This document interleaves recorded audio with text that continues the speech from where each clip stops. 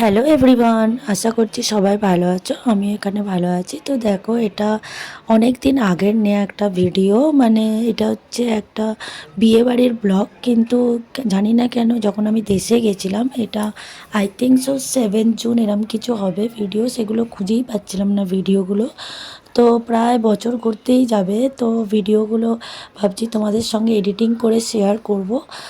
খুব ভালো ভালো ভিডিও নিয়েছিল, কিন্তু যা হোক কারণে ভিডিওগুলো খুঁজে পাচ্ছিলাম না। তো আজকে ভাবছি তোমাদের সঙ্গে এইগুলো শেয়ার করব, এই ভিডিওগুলো। তো দেখো, এটা হচ্ছে বিয়ের বাড়ি যাওয়ার দিন। এই বিয়ে বাড়িটা ছিল আমার ছোটো মাস শাশুড়ির মেয়ের বিয়ে।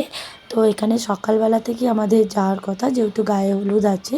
তো আমরা কি করেছি, উঠে পড়েছি সকালবেলা। উঠে আমার ছেলে এখনও ওঠেনি তখন। আর বুঝতেই পারছো, জুন মাস, ভালোই গরম ছিল তখন দেশেতে।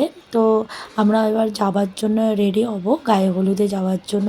তো সকালে উঠেছি, উঠেই প্রথমে ফ্রেশ হয়ে যাব। আর এইখানে দেখো, এটা আমার ছোট কাকা শ্বশুরের মেয়ে। ওরা কিন্তু আজকে মানে ম্যাড্রাস চলে যাবে। আজকে নয়, মানে আমি যেদিন বিয়েবাড়ি যাব তার পরের দিনে, একদিন পরে। তো ওর সঙ্গে একটু সময় কাটালাম।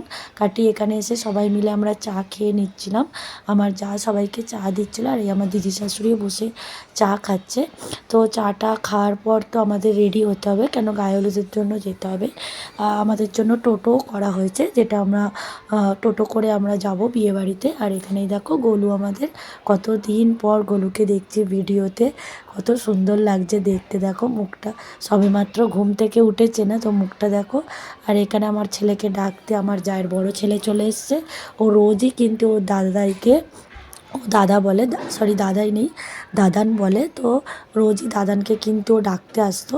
তারপর অর্ধেকটা রেডি হয়ে, চান টান করে অর্ধেকটা রেডি হয়ে, মা বললো কিছু খেয়ে বেরোতে হবে, কেন যেতে যেতে বেলা হয়ে যাবে। আর ভাগ্যিস সত্যি, আগে তোমরা দেখতে পাবে মা দুটো ভাত খাইয়ে দিয়েছিল, তার জন্যে, নাহলে কিন্তু খুব অসুবিধা হতো। তো এখানে আমার যাও রেডি হতে চালু হয়ে গেছে। আর এখানে দেখো, গোলুকে রেডি করে দিয়েছে। গোলু ওপরে যাবে বলে কাঁদছে। তো দেখা হবে তোমাদের পরের ভিডিওতে, চলো বাই।